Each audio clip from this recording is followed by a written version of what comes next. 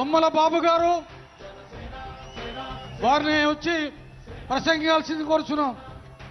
తుమ్మల బాబు గారు Kakinada urban development authority chairman.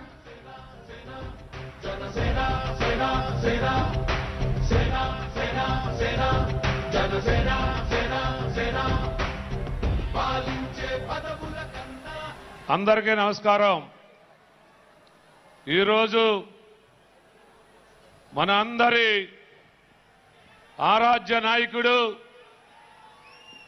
ఈ ఆంధ్రప్రదేశ్ రాష్ట్ర ప్రస్తుత ఉప ముఖ్యమంత్రి వర్యులు మరియు పంచాయతీరాజ్ అటవీ పర్యావరణ శాఖ మంత్రి మన జనసేన పార్టీ అధ్యక్షులు పవన్ కళ్యాణ్ గారి యొక్క ఆధ్వర్యంలో గత 11 సంవత్సరాలుగా ఈ ఆవిర్భావ సభలు జరుపుకుంటూ ఇది 12వ ఆవిర్భావ సభ జరుపుకుంటా ఉన్నాం.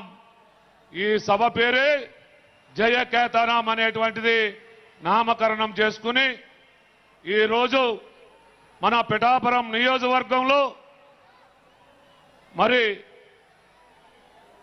ఎంత పెద్ద సభా వేదిక ఏర్పాటు చేసుకుని మంత్రులు, శాసనసభ్యులు, కార్పొరేషన్ చైర్మన్లు, మన జనసేన పార్టీ ఇన్ఛార్జీలు, ఇంతమంది పెద్దల మధ్య ఈ సభ జరుపుకుంటా ఉన్నాం. మనం అందరం కూడా పెద్దలు మాట్లాడేటప్పుడు నిశ్శబ్దంగా ఉండాలి. అలాగే గడిచిన 11 ఆవిర్భావ సభలు మన నాయకుడు పవన్ కళ్యాణ్ గారు జరిపితే ఏదైతే మొన్నటి వరకు జగన్మోహన్ రెడ్డి వైసీపీ పార్టీ ఉందో మన 11 ఆవిర్భావ సభలు జరుపుకునేసరికి 11 సీట్లకే పరిమితం చేశారు మన నాయకులు పవన్ కళ్యాణ్ గారు.